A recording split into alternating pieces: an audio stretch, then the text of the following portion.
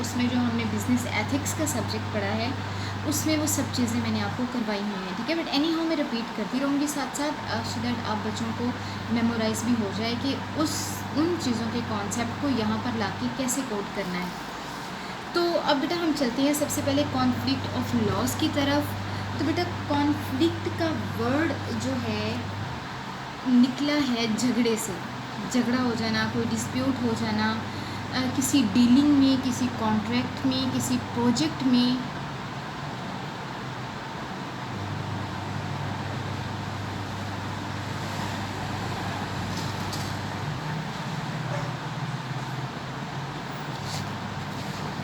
किसी प्रोजेक्ट में प्रॉब्लम्स का आ जाना या काम उस तरह से ना हो पाना जिस तरह से हमने प्लान किए थे, जो हमारी स्ट्रेटजीज़ थी उस तरह से चीज़ों का ना होना जो है वो डिस्प्यूट कहलाता है। या फिर डिस्प्यूट को आप ऐसे भी ले सकते हैं कि अगर दो पार्टीज़ हैं, लेट सपोज़ कि उनका आपस में कॉन्ट्रैक्ट हुआ था या कॉन्ट्रैक्ट कह लें, किसी प्रोजेक्ट पे एग्रीमेंट कह लें, उनमें से एक पार्टी जो है वो अपनी रिस्पॉन्सिबिलिटीज़ को पे कर रही है लेकिन दूसरी पार्टी जो है वो सेटिस्फाइड नहीं है, ठीक है। यानी कि दो पार्टीज़ जो एक कॉन्ट्रैक्ट का हिस्सा थी, एक लीगल कॉन्ट्रैक्ट का हिस्सा थी, उनमें से एक पार्टी जो है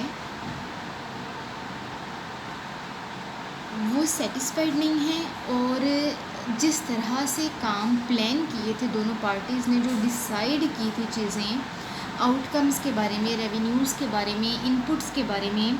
काम उस तरह से नहीं हो रहे। तो इट मीन्स कि यहाँ पे कॉन्ट्रैक्ट जो है वो डिस्टर्बेंस क्रिएट कर रहा है, वो एक डिस्प्यूट क्रिएट कर रहा है जिसको कि सॉल्व करना बहुत ज़रूरी है, ठीक है। अच्छा बेटा, अब कॉन्फ्लिक्ट जो है वो यहाँ पे मैंने मेंशन किया है कि it's a dispute that leads towards the disturbance in the relationship. बेटा ये रिलेशनशिप आपका कोई भी कॉन्ट्रैक्ट हो सकता है, कोई भी प्रोजेक्ट मेंबर्स जो हैं उनके बीच में किसी भी किस्म का इशू हो सकता है, या आप चूँकि इंटरनेशनल बिज़नेस पढ़े हैं तो इंटरनेशनल बिज़नेस के ऑपरेशंस के लिहाज से, चूँकि इंटरनेशनल बिज़नेस वो बिज़नेस है जिसमें एक कंपनी जो है वो किसी एक कंट्री में तो होती नहीं है, वो डिफरेंट कंट्रीज़ में होती है। तो हर कंट्री के कवानीन, rules, regulations, set of laws ये चेंज होते हैं।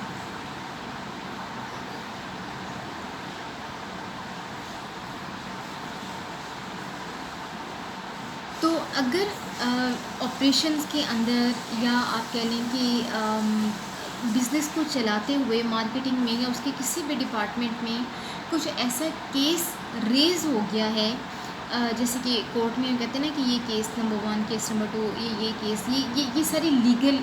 जॉर्गन्स हैं जो मैं अभी यूज़ कर रही हूँ, लीगल टर्म्स हैं ये सारी, यानी कि लॉ की ये टर्म्स हैं सारी, ठीक है। तो अगर कोई केस रेस हो गया है तो हम डेफिनेटली उसको हल करने के लिए हमें लीगली ही प्रोसीजर्स को फॉलो करना पड़ेगा। तो डिफरेंट कंट्रीज़ के प्रोसीजर्स, क्योंकि लीगल रिक्वायरमेंट डिफरेंट होती हैं, लीगल डिमांड्स डिफरेंट होती हैं, इस वजह से जो है वो डिस्प्यूट रेज हो जाते हैं और फिर उन डिस्प्यूट्स को जो है वो लॉज की तरफ लेकर जाना, यानी कि लीगल कॉन्सेप्ट की तरफ लेकर जाना। और लीगल कॉन्सेप्ट से मतलब ये कि उसको कोर्ट, जजेस, हियरिंग्स, सुप्रीम कोर्ट और ये सारे प्रोसेस से गुजारना और फिर उसको हल करना, जो है वो इसको कहते हैं कॉन्फ्लिक्ट ऑफ लॉज, ठीक है। लॉज के अंदर कहीं कोई डिस्टर्बेंस आ जाती है, कहीं कोई प्रॉब्लम आ जाती है जो कि मल्टीनेशनल बिज़नेस के या कंपनी के बिज़नेस के ऑपरेशंस को, उसके गोल्स को, उसकी इनपुट्स को, आउटपुट्स को इफ़ेक्ट कर रहा है, उसकी एक्टिविटीज़ को इफ़ेक्ट कर रहा है।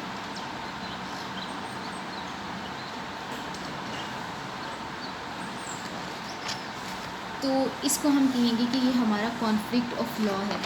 अब बेटा मैं आपको एक जनरल कॉन्सेप्ट देने लगी हूँ कि कॉन्फ्लिक्ट ऑफ लॉ होता क्या है, ठीक है। एंड देन हम इंशाल्लाह आगे पढ़ेंगे और आपको जो है ये पॉइंट क्लियर होता चला जाएगा। बेटा conflict of law, let suppose कि मैं आपको एग्जांपल देती हूँ, मैंने यही एग्जांपल आपके आगे भी कोट की है। लेट सपोज कि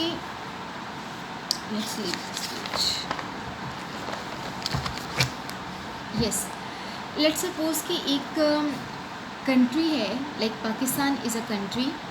किन्हीं दो पार्टीज़ के बीच में जो कि पाकिस्तान में ही रहती हैं और यहाँ पे ही बिज़नेस करती हैं, और किसी भी किस्म की कोई फ़ॉरेन इन्वॉल्वमेंट नहीं है, ठीक है। यानी कि ना चीज़ें इंपोर्ट हो रही हैं, ना एक्सपोर्ट हो रही हैं, ना डीलर्स बाहर हैं, सब चीज़ें जो हैं सब काम बिज़नेस के पाकिस्तान के अंदर ही हो रहे हैं। हाँ, डिफरेंट सिटीज़ में हो सकते हैं बट कंट्री एक ही है। और अगर लेट्स सपोज़ कि पाकिस्तान में रहते हुए दो बिजनेसमैन ने कॉन्ट्रैक्ट किया,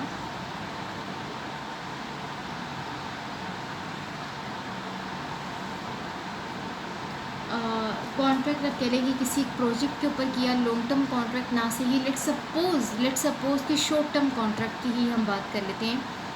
तो शॉर्ट टर्म कॉन्ट्रैक्ट किया उन्होंने, लेकिन उनमें से एक पार्टी जो है वो, जैसे मैंने पहले एग्जाम्पलीफाई किया कि एक पार्टी जो है अपनी रिस्पॉन्सिबिलिटीज़ को पे कर रही है, लेकिन दूसरी पार्टी ना ही तो रिस्पॉन्सिबिलिटीज़ को परफॉर्म कर रही है और ना ही वो सेटिस्फाइड है, ठीक है। यानी कि something is going wrong in the conduct of the contract. Contract को चलाने में किसी न किसी किस्म की डिस्टर्बेंस है, लेकिन उसमें कोई फ़ॉरेन एलिमेंट नहीं है, तो उस केस को जो है वो कॉन्फ्लिक्ट ऑफ लॉ में ऐड नहीं किया जाएगा। यानी कि कॉन्फ्लिक्ट ऑफ लॉ में उसका कोई भी कॉन्सेप्ट ही नहीं होगा, क्योंकि कॉन्फ्लिक्ट ऑफ लॉ वहाँ पे आएगा जहाँ पे दो मुख्तलिफ कवानीन के बीच में से आपको जो है वो एक दरमियान वाला रास्ता चूज़ करना पड़े और दोनों पार्टीज़ के मुताबिक जो है वो आपको कोई डिसीजन लेना पड़े, वो कॉन्फ्लिक्ट ऑफ लॉ है, ठीक है। लेकिन अभी जो मैंने आपको एग्जांपल दी कि लेट्स सपोज़ कि पाकिस्तान एक कंट्री है, सारे प्रोजेक्ट्स उसी में हो रहे हैं, सारे कॉन्ट्रैक्ट्स उसी में हो रहे हैं, लेकिन कॉन्ट्रैक्ट जो है वो ब्रीच हो गया,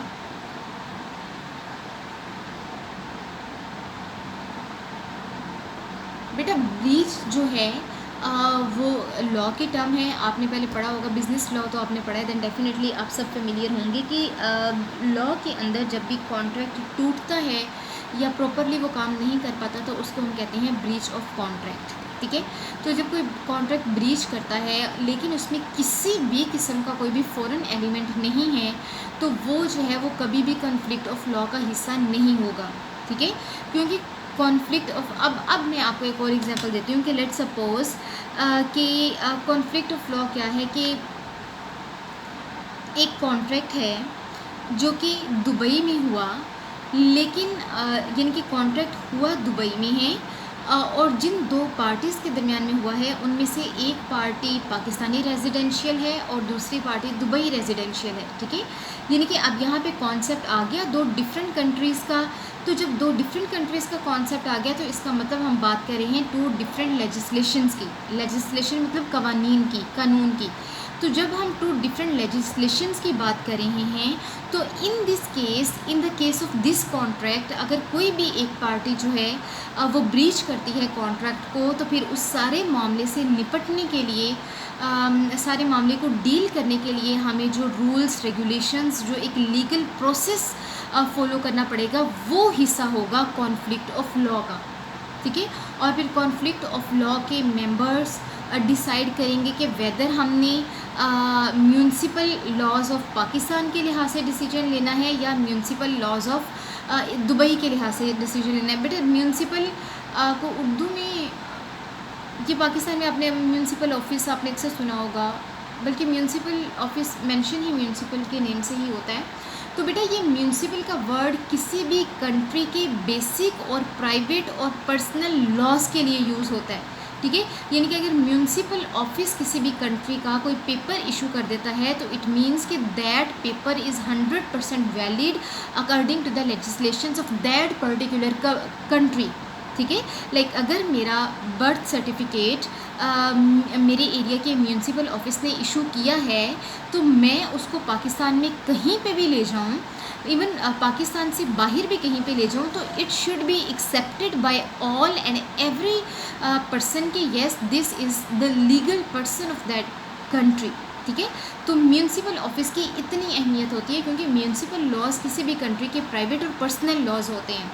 और उन लॉज को एक्सेप्ट करना, उन लॉज को रिस्पेक्ट देना जो है वो बाकी दूसरे कंट्रीज़ या दूसरे कंट्री से आने वाले बिजनेसमैन जो हमारी कंट्री में काम करते हैं उनके लिए भी इनको फॉलो करना, इनको रिस्पेक्ट देना और इनको एक्सेप्ट करना जो है वो ज़रूरी होता है। ठीक है ना। मैं आपको एग्जांपल दे रही थी कि लेट सपोज कॉन्ट्रैक्ट हुआ दुबई में है, लेकिन जो दो पार्टीज़ के दरमियान में कॉन्ट्रैक्ट हुआ है उनमें से एक पार्टी जो है वो पाकिस्तानी है और दूसरी पार्टी जो है वो दुबई रेजिडेंशियल्स है। अब पाकिस्तानी पार्टीज़ तो अपने पाकिस्तान के लॉ से ज़्यादा अच्छे से फेमिलियर होगी और दुबई रेजिडेंशियल्स जो हैं वो दुबई के लॉज और म्यूनसिपल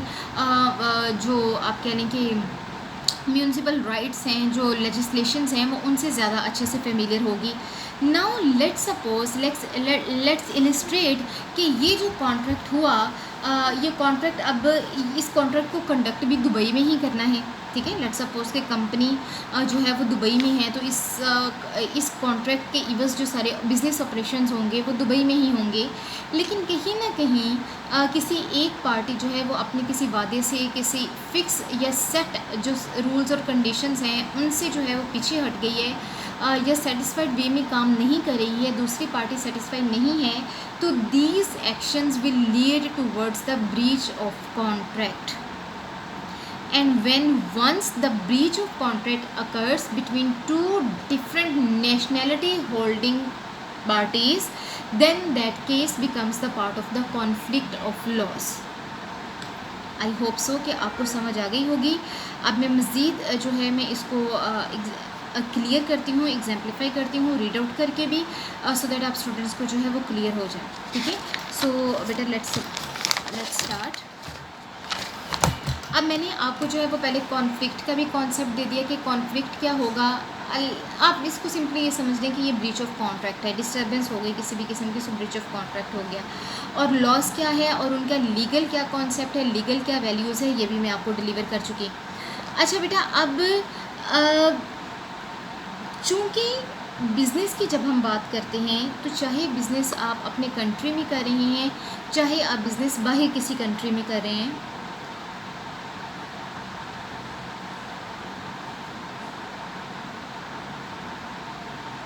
बिज़नेस की जब डेफिनेशन की जाती है या डिफरेंट स्कॉलर्स या राइटर्स, इवन मैंने तो जितनी भी बुक्स पढ़ी हैं और उन सारी बुक्स में मैंने जितनी भी आप कहने की डेफिनेशंस पढ़ी हैं बिज़नेस की, उन सब का जो पर्पस था अल्टीमेटली बिज़नेस को डिफ़ाइन करने का, उसमें तीन ही बेसिक पॉइंट्स थे, तीन बेसिक एंड इम्पॉर्टेंट पॉइंट्स थे। नंबर वन कि हर बिज़नेस की अपनी एक एंटिटी होती है। हर बिज़नेस जो है, एंटिटी का मतलब ये कि उसकी एक ज़ात होती है। जिस तरह से एक इंसान को कंसीडर किया जाता है कि उसकी फ़िज़िकल वैल्यू भी है, उसकी लीगल वैल्यू भी है, उसकी पार्टिसिपेटिंग वैल्यू भी है, उसकी शेयरिंग वैल्यू भी है, यानी कि एक पर्सन के बारे में ये सारी वैल्यूज़ कंसीडर की जाती हैं और उसको एक्सेप्ट किया जाता है। इसी तरह से एक कंपनी, एक बिज़नेस जो कि डेवलप हो गया है किसी भी एक कंट्री में, उसकी एक अपनी सेल्फ एंटिटी होनी चाहिए। ठीक है, अब ये ज़रूरी नहीं है कि वो सेल्फ एंटिटी हम उसके ओनर्स के नाम से कर लें, नहीं। अब जैसे कोका कोला, ठीक है, कोका कोला का मालिक कौन है ना आपको पता है ना मुझे पता है। ठीक है, उसके शेयर होल्डर्स कौन कौन हैं ना आपको पता है ना मुझे पता है। डायरेक्टर्स कौन कौन है ना आपको पता है ना मुझे पता है। Head office, basic head office कहाँ पे है ना आपको पता है ना मुझे पता है, क्योंकि ये एक इंटरनेशनल बिज़नेस है। लेकिन चूँकि ये सिर्फ अगर इंटरनेशनल ना भी होता, ये सिर्फ अगर बिज़नेस भी होता तो इसकी अपनी एक वैल्यू है। Everybody nose what is Coca Cola, everybody is familiar with the name of the Pepsi, everybody is familiar with the name of the Halib milk packs, everybody is familiar with the Apple iPhone, everybody is familiar with the Samsung. So these are some of the examples to clear your students the concept of entity. ठीक है, irrespective of the owner of that business, irrespective to the equity, to the shareholders, to the directors, to the board of directors, irrespective to all these persons, the business itself has an entity and everybody is familiar with the name of that business. ठीक है, और दूसरा है उस business को चलाने के पीछे कुछ ना कुछ मकसद होना चाहिए। ये मकसद होना बहुत ज़रूरी है। until unless you will not have a proper vision statement and the mission statement behind your business, then definitely there cannot be a proper purpose to run that business. And until unless you will not present your purpose, you will not present the goal of commencing your business to the registrar office of the business in a country, then definitely until unless you would not receive a legal entity right from that country, ठीक है। तो उसका एक purpose होना भी बहुत ज़रूरी है, और है लीगल एग्जिस्टेंस। बेटा ये वही बात मैंने आपको सबसे ज़्यादा इम्पोर्टेंट पॉइंट भी यही है, और ये वही पॉइंट है जिसको हम डिस्कस कर रहे हैं कॉन्फ्लिक्ट ऑफ लॉस के लिहाज से, ठीक है। तो बेटा कोई भी बिज़नेस है उसकी कुछ ना कुछ लीगल वैल्यू ज़रूर होनी चाहिए, ठीक है। लीगल वैल्यू होने का मतलब ये कि अब लेट सपोज़ मैं आपको एक एग्जांपल देती हूँ कि हमारे ये जो स्ट्रीट शॉप्स हैं, जो गली में छोटी छोटी शॉप्स खुली हुई होती हैं,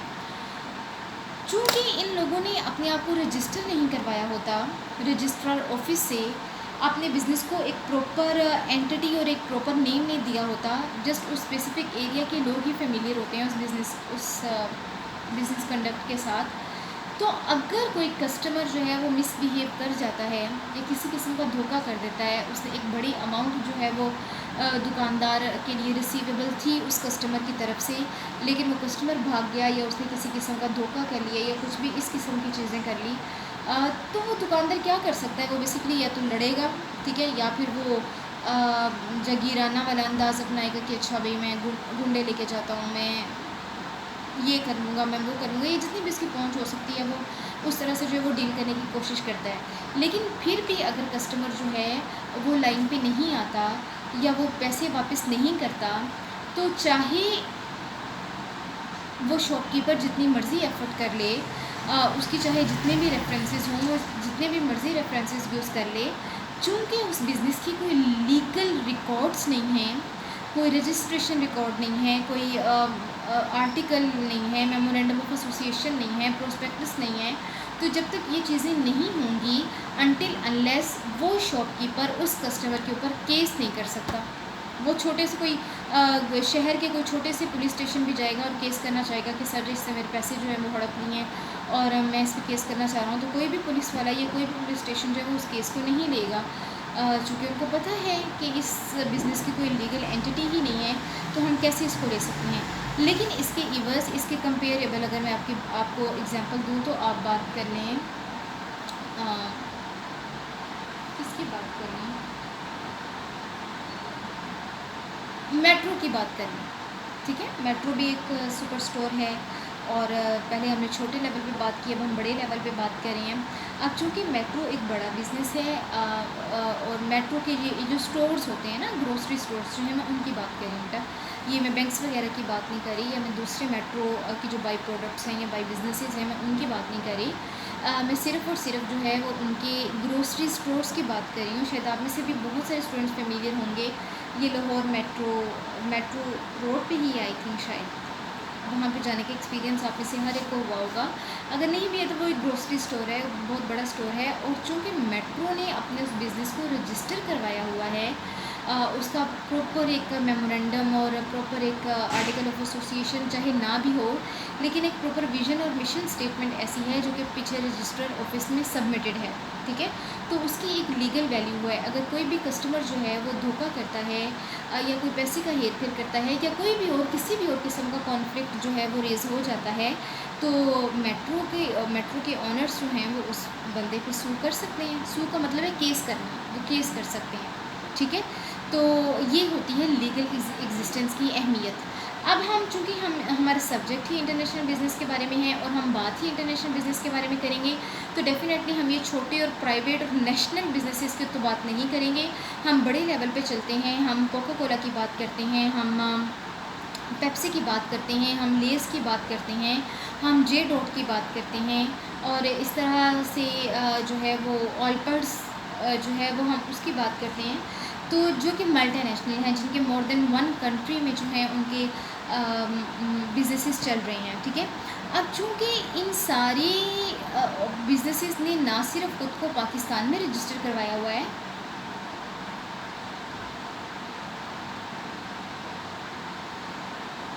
बल्कि जहाँ जहाँ पे इनके स्टोर्स हैं, जहाँ जहाँ पे भी इनकी मार्केट है और प्रोडक्ट सेल होती हैं, इन्होंने वहाँ के लेजिस्लेशन में भी खुद को जो है वो रजिस्टर करवाया हुआ है, इनके एक प्रॉपर इनकी एक लीगल एंटिटी है। तो उन इन बिजनेसेस के केस में, चूँकि ये बिजनेसेस जो हैं ये किसी भी एक ही कंट्री से तो स्पेसिफिकली रिलेट नहीं कर रहे, ये डिफरेंट कंट्री से कर रही हैं, और हर कंट्री के, जैसे कि मैंने पहले मेंशन किया, हर कंट्री के कवानीन जो है वो मुख्तलिफ होते हैं, रूल्स रेगुलेशंस, और ये सारा बोर्ड ऑफ पैनल और सुप्रीम कोर्ट और ये सारी चीज़ें जो हैं वो डिफरेंट होती हैं दूसरे कंट्री से।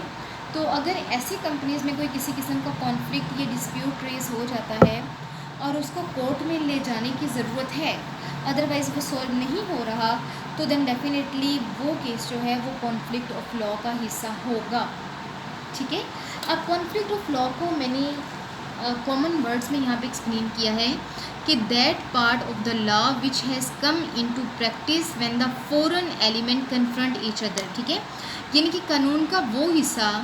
या वो मामलात, वो केसेस जो कानून को फेस करने पड़ते हैं और उनमें फ़ॉरेन एलिमेंट्स भी हैं। फ़ॉरेन एलिमेंट्स यानी कि दूसरे कंट्री से रिलेटेड कुछ ना कुछ डीलिंग्स आ गई, कुछ ना कुछ कवानीन के मुताबिक सेट किया हुआ बिज़नेस आ गया। तो ये जो हैं ये जब तक एक फ़ॉरेन एलिमेंट नहीं होगा तो वो कॉन्फ्लिक्ट ऑफ लॉ का हिस्सा नहीं होगा वो केस। लेकिन जैसे ही कॉन्फ्लिक्ट ऑफ लॉ आ गया तो इट मीन्स कि वो केस जो है वो हमारा, जैसे ही फ़ॉरेन एलिमेंट्स आ गए वो हमारे कॉन्फ्लिक्ट ऑफ लॉ का हिस्सा हो जाएगा।